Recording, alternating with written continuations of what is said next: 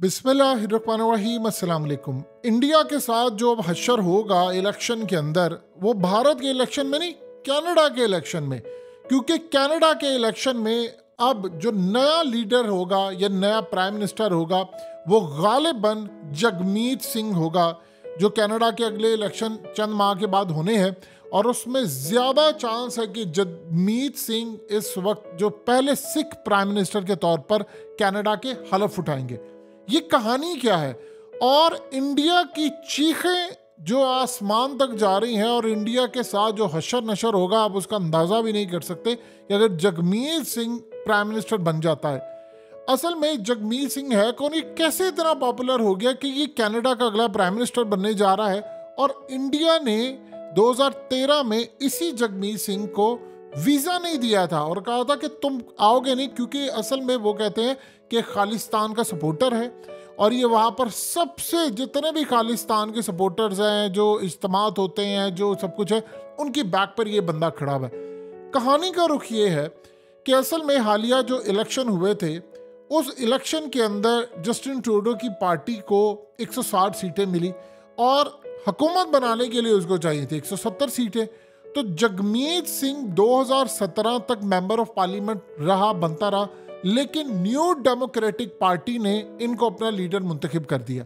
इन्होंने काम ये किया कि इलेक्शन के अंदर, पिछला जो अभी हालिया इलेक्शन हुआ है उसमें इनकी पार्टी ने 25 सीटें ली 338 सीटों में से। 338 टोटल सीटें होती हैं, 170 आपको चाहिए होती हैं कि आपने हुकूमत बनानी है। इस सारी सूरत हाल में 160 सीटें थी। इन्होंने काम यही किया कि इन्होंने ट्रूडो के साथ कर लिया इत्तेहाद। अब ये जो हुकूमत है जस्टिन ट्रूडो की, वो जगमीत सिंह के ऊपर खड़ी हुई है, यानी टोटल सारी। जगमीत सिंह वैसे तो बहुत ज़्यादा मुखालिफ भी रहा है जस्टिन ट्रूडो का, बड़ी उसने कैंपेन भी की। अब हुआ ये है, जो सबसे ज़्यादा इंटरेस्टिंग मामला है कि जगमीत सिंह किस तरह अगला प्राइम मिनिस्टर बनेगा और इंडिया के लिए होने क्या जा रहा है। देखिए, सबसे पहले तो ज़हन में रखिएगा कि हालिया जो सर्वे आए हैं उसके मुताबिक नंबर 1 पार्टी जो है वो कंजर्वेटिव पार्टी है। नंबर 2 पर जो अभी ओपिनियन पोल है, जो अगले इलेक्शन हो रहे हैं, उसमें जस्टिन ट्रूडो की पार्टी आ रही है। और नंबर 3 पर जगमीत सिंह की पार्टी आ रही है। अब ये इलेक्शन से पहले के अभी रिजल्ट्स आ रहे हैं, लेकिन जो लीडर है वो 40% सबसे ज्यादा जो पॉपुलर है वो है कंजर्वेटिव पार्टी का पियर पोइलिवर। ये असल में सबसे ज्यादा लीड कर रहा है 40% के साथ।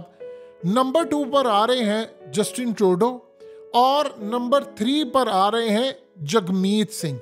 अब जगमीत सिंह और जस्टिन ट्रूडो की पार्टी चूंकि इत्तेहादी है, तो दोनों की कुल मिलाकर बनती है 52% सीटें, यानी तकरीबन 52% पार्लियामेंट के अंदर इनका राज है। तो ये इलेक्शन अगला स्वीप कर सकते हैं। लेकिन जब तक ये अगले इलेक्शन में पहुंचेंगे तो गालिबन इम्कान ये है कि जस्टिन ट्रूडो की पॉपुलैरिटी गिरती जा रही है और इस सूरत हाल में जगमीत सिंह उभर कर सामने आए हैं और जगमीत सिंह की पॉपुलैरिटी हो सकता है 30% तक पहुंचे और ट्रूडो 22% तक आ जाए। फिर भी अगर ऐसी सूरत हाल में देखें तो जगमीत सिंह टॉप पर है। अब जितनी सीटें इस वक्त ट्रूडो ने ली हैं उसकी सारी कट के जगमीत सिंह को मिलेंगी। जगमीत सिंह का असल में लेवल ये है कि वहाँ पर कनाडा के अंदर उसने कहा जी $15 फी घंटा जो मिनिमम है वो आप वेजेस रखें। वो हर छोटे बड़े इशू पर वहाँ पर गुफ्तगू करते हैं और कनाडा के लोग जो खास तौर पर वाइट पीपल हैं वो उसको बड़ा पसंद करते हैं। वहाँ पर नॉन वाइट का होना बड़ा मुश्किल होता है कि आपको पॉपुलैरिटी हासिल करें।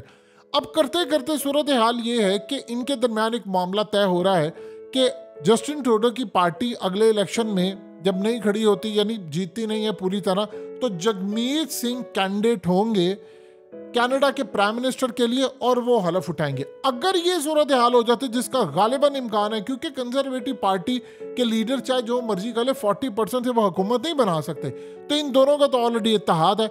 इस इत्तेहाद के साथ कहा गया जी माइनॉरिटी की जानिब से, ये असल में माइनॉरिटी की जानिब से आए थे लेकिन अब ये लीडर बन गए। अब असल में इंडिया को इससे तकलीफ क्या है? इंडिया को तकलीफ ये है कि उन्होंने इल्ज़ाम लगाया है कि जगमीत सिंह वहाँ पर जितने खालिस्तान के लोग हैं, खालिस्तानी हैं, सारा कुछ है, उनकी बैक पर जगमीत सिंह खड़े हैं। कनाडा के अंदर जितने लीडरान हैं, ये नज्जर हो फलाना, वो कहते हैं कि असल में ये जो इशू उठाया था कनाडा के प्राइम मिनिस्टर ने, खास तौर पर हरदीप सिंह नज्जर का, उसकी बैक पर खड़े हुए हैं जगमीत सिंह, और जगमीत सिंह की वजह से ये इशू उठा है, जिसके बाद ये मामला सामने आया। अब ये इंडिया वहां पर कह रहा है और वो इनको बड़ा बुरा समझा, उनके वीज़ा रिजेक्ट कर देता है और उसको बुरा समझा। अब आप सोचिए ज़रा कि जिस तरह इंटरनेशनल इस्टेब्लिशमेंट ने अरब ममालिक और मुसलमानों के ऊपर इसराइल को लाकर बिठा दिया और सारी जिंदगी किया, अब जो उनका प्लान है कि अगर जगमीत सिंह आ जाते हैं जो कनाडा के प्राइम मिनिस्टर है, तो सारी जिंदगी के लिए इंडिया तितर बितर हो जाएगा। बताइए, G20 कॉन्फ्रेंस होगी और जगमीत सिंह जो कि खालिस्तान के सपोर्टर हैं, जो समझते हैं कि सिखों की अलग स्टेट होनी चाहिए, अब आप अंदाज़ा कर लें कि जब वो कनाडा के प्राइम मिनिस्टर बन जाएंगे तो वो हर मौके पर सिखों की आवाज़ उठाएंगे और किस लेवल पर जाकर इंडिया के खिलाफ खड़े हो जाएंगे, इसका आप अंदाज़ा भी नहीं लगा सकते। जब ये असल में पहली मर्तबा मेंबर ऑफ पार्लियामेंट बने या ये न्यू डेमोक्रेटिक पार्टी के लीडर बने, तो इंडिया के अंदर वो बड़ी खुशी थी। देखो एक सिख बन गया है, वैसे वो पसंद नहीं करते, लेकिन वो कहते हैं जी देखो ना क्या स्टाइलिश बंदा है, खूबसूरत अंदाज में उसने पगड़ी तो नहीं लेता लेकिन बड़े खूबसूरत अंदाज में सिखों की तरह उसने अपने बाल कवर किए होते हैं, दाढ़ी बड़ी खूबसूरत है, फिट बहुत ज़्यादा, इंग्लिश बड़ी अच्छी बोलता है और पंजाबी के अंदर भी गुफ्तगू करता है। अब लोग ये समझ रहे थे कि कनाडा के सिख किसको कहते हैं। कनाडा में तो टोटल जो सिखों की आबादी है वो कनाडा की 2% है, इनकी पॉपुलैरिटी इस वक्त है 22%, तो 2% तो पूरे इसके साथ तो नहीं खड़े हुए। अब असल में कहानी ये है कि जब से ये हमला हुआ है हरदीप सिंह नज्जर पर, उसके बाद से चीज़ें सारी बदल गई हैं। इंडिया के जो खास तौर पर वहाँ रहने वाले जो हिंदू हैं या वहाँ पर जो सिख हैं वो असल में सेकुलर हैं। सिखों में फिर भी मजहबी टच काफ़ी पाया जाता है, बहुत ज़्यादा खालिस्तान और ये वो, लेकिन जो हिंदू हैं वो 99.99% सारे के सारे सेकुलर और मजहबी बुनियाद पर नहीं है। उन्होंने ये कहा है कि अगर इंडिया वहाँ से बंदे भेजकर हमारे बंदों को यहाँ पर मरवा सकता है, क्योंकि वहाँ तो कॉन्सेप्ट ही नहीं है, वहाँ पर तो अब लोग कह रहे हैं कि यार हम लोग तो इतने अनसेफ हो गए हैं कि हमें पता ही नहीं है कि बाहर से कोई आएगा उठकर आकर हमें मार जाएगा।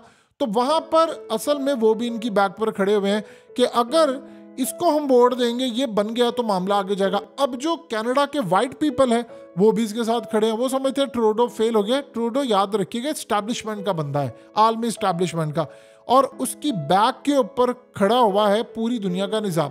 यानी ट्रूडो का मामला ये था कि उसका बाप भी प्राइम मिनिस्टर था और ये भी प्राइम मिनिस्टर है, और ट्रूडो वो उसकी पॉलिसीज नहीं रही, इसीलिए वो पिछले इलेक्शन में सीटें काफ़ी ज़्यादा हार गया, उसको मिल ही नहीं सकी। अब जगमीत सिंह जब प्राइम मिनिस्टर बनेगा तो आप अंदाज़ा कर लीजिए इंडिया के लिए ये किसी खौफनाक दास्तान से कम नहीं होगा। सबसे पहले तो उसने पूरी दुनिया के अंदर सिखों का जो मामला है वो अगले लेवल पर उठाना है। 2 साल बाद यूनाइटेड नेशन के अंदर ये जो रेफरेंडम हो रहा है सिखों का, खालिस्तान का, इसकी करारदाद वहाँ पर पेश की जाएगी। कनाडा वहाँ पर मौजूद है, कनाडा का लेवल बहुत बड़ा है। अब ऋषि सुनक को तो इन्होंने बना लिया है, यानी आप देख लें कि ऋषि सुनक इस वक्त यूके का प्राइम मिनिस्टर है, लेकिन बावजूद इसके कि वो इस सारी सूरत हाल में हिंदू है, मोदी के साथ उसका बड़ा गहरा ताल्लुक है, लेकिन चूंकि वो आलमी इस्टेब्लिशमेंट का बंदा है तो उन्होंने इस वक्त जो उसको कहा और उसने वो किया। उसने भी कहा थी मोदी के खिलाफ तहकीकात आप खोल दें, हम किसी सूरत काबिल कबूल नहीं करेंगे। इस वक्त हालत ये है कि पूरी दुनिया में सिखों में पैनिक फैला हुआ है कि मोदी किसी को किसी भी वक्त टपका सकता है। तो आप ये सोचिए ज़रा, जगमीत सिंह जब खड़ा हो जाएगा, वो एज अ प्राइम मिनिस्टर के तौर पर आएगा, वो तो ऑलरेडी कहता है कि इंडिया के अंदर अलग स्टेट होनी चाहिए, उसकी पूरी सपोर्ट खालिस्तानियों के साथ है। आप सोचिए ज़रा, जब किसानों का मामला हुआ था तो उसने कनाडा के प्राइम मिनिस्टर को कहा था और उसने खड़े होकर मोदी के खिलाफ बातचीत की थी। यानी आप ये सोचिए ज़रा कि उस वक्त मामला उसका होता, आज से वो इत्तेहादी बना, उसके बगैर तो ट्रूडो की हुकूमत 1 मिनट के अंदर डिसमिस हो जाए।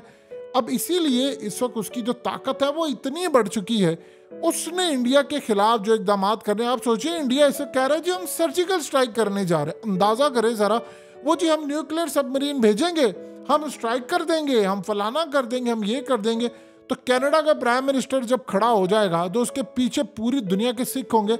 देखिए 8 लाख सिख इस वक्त कनाडा में होते हैं, 5 लाख सिख इस वक्त अमेरिका में है, तो पूरी दुनिया के सिख उसकी बैक पर खड़े होंगे, उसको सपोर्ट होगी, खालिस्तान का मामला होगा, तो इंडिया के लिए तो लेने के देने पड़ जाएंगे। मोदी अब वो भूल जाए कि वो जो सपोर्ट उसको मिला करती थी, असल में कुदरत का एक माहौल ही ऐसा बन गया है कि यूक्रेन और रशिया की जंग छिड़ गई है। जिस भी मुल्क में अमेरिका का हाथ पड़ा है या इंटरनेशनल एस्टैब्लिशमेंट का हाथ पड़ता है और वो खड़े हुए हैं, अगर यूक्रेन और रशिया के मामले पर यूक्रेन के साथ तो फिर तो ठीक है, लेकिन अगर वो रशिया के साथ खड़े हैं तो उसका तख्ता उलट दिया जाएगा, जो मर्जी हो जाए। अगर इत्तेहादी होंगे, इत्तेहादी खत्म हो जाएंगे, हुकूमत गिर जाएगी।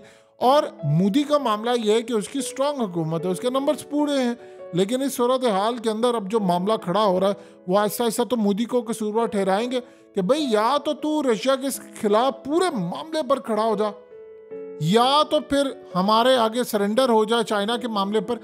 ये इस सारे सूरत हाल के अंदर मामला बड़ा खराब हो गया। और जगमीत सिंह जब इसको प्राइम मिनिस्टर के तौर पर लॉन्च कर देंगे और उसको बना देंगे तो फिर आप अंदाजा कर सकते हैं कि इंडिया के लिए कितनी बड़ी तबाहकुन चीज होगी। अभी तो ट्रूडो इनसे संभाला नहीं जा रहा, उसे सिर्फ एक बयान दिया। तो सोचिए जब खालिस्तान का सपोर्टर उसकी बैक करने वाला जगमीत सिंह प्राइम मिनिस्टर बनेगा, और वो भी कनाडा का, वो G20 के अंदर, तो आप सोचिए वो क्या हाल करेगा। वो तो बाज नहीं आता। जगमीत सिंह तो हर जगह पर खड़ा हो जाता है मोदी के खिलाफ, और उसने कहा था कि मैं मोदी की बर्बादी तक, आखिरी हद तक जाऊंगा। तो इलेक्शन तो खड़े हैं मोदी के अगले कुछ अरसे के अंदर। भारत में चंद महीनों के बाद इलेक्शन है, उससे चंद महीनों के बाद कनाडा में इलेक्शन है, तो वो तो किसी सूरत नहीं छोड़ने वाले। और दूसरा वेस्ट का मामला ये है कि वेस्ट भी इस वक्त तकसीम होने वाला है। यानी फ्रांस तो मैक्रोन तो खड़ा होगा मोदी के साथ, उसमें तो कोई तो राय नहीं, क्योंकि वो सेकंड लार्जेस्ट आर्म जो बेचता है, हथियार चीज़ें, वो उसे मोदी को बेचना है या इंडिया को बेचना है। लेकिन इनका मामला क्या है, बाकी जो ममालिक है, अगर वहां पर भी मामला नहीं होगा तो आलमी इस्टेब्लिशमेंट उनके वहां पर तख्ते उलट देगी, उनके लीडरान को जेलों में भेज देगी, उनके खिलाफ केसेस बनवा देगी, फलाना हो जाएगा। अब आप देख ले ट्रम्प का मामला है, कभी तोशाखाना में फंसवा देंगे, कभी कुछ करा देंगे। स्क्रिप्ट एक जगह लिखा जाता है, वो फिर पूरी दुनिया के अंदर वायरल हो जाता है। तो लिहाजा इस सारी सूरत हाल के अंदर जगमीत सिंह का आ जाना मोदी के लिए इतना बड़ा डरावना ख्वाब है, इतना बड़ा डरावना ख्वाब है। और देखिए जरा कुदरत के काम कि अभी तक जगमीत सिंह की जो वैल्यू है वो 22% हो गई है। सारी जिंदगी मोदी ये समझता रहा कि यार इसकी वैल्यू नहीं बढ़नी चाहिए, लेकिन उस बंदे ने इतना इमर्श किया है। अब वहाँ पर असल में जो वो बात कर रहा है, तो वहाँ के जो वाइट पीपल हैं वो भी ये समझते हैं कि यार नहीं, अगर हमने जगमीत सिंह को प्राइम मिनिस्टर बना दिया तो मोदी तो किसी को मार देता है, ये तो हमारा मुल्क पूरे का पूरा अनसेफ हो गया है। देखिए पाकिस्तान के लिए बात कोई बड़ी नहीं होगी, क्योंकि हमारे यहाँ पर जो आता है हमें मारकर चला जाता है। अमरीकी आए थे और वो एबटाबाद ऑपरेशन करके चले गए, रेमंड डेविस का मामला। इंडिया आता है वो मारकर चला जाता है, कोई आता अफगानी आता कर।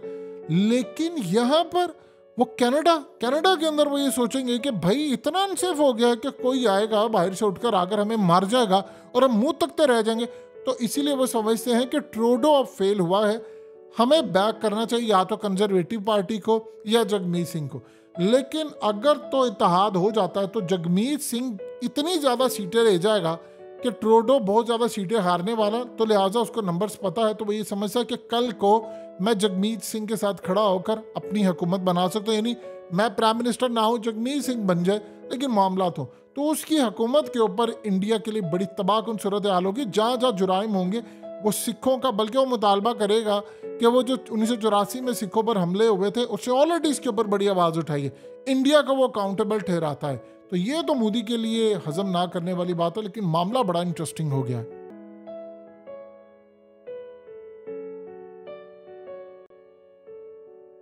हकीकत टीवी को सब्सक्राइब करना मत भूलें, वीडियो को लाइक करें, शेयर करें और कमेंट सेक्शन में अपनी राय का इजहार ज़रूर करें।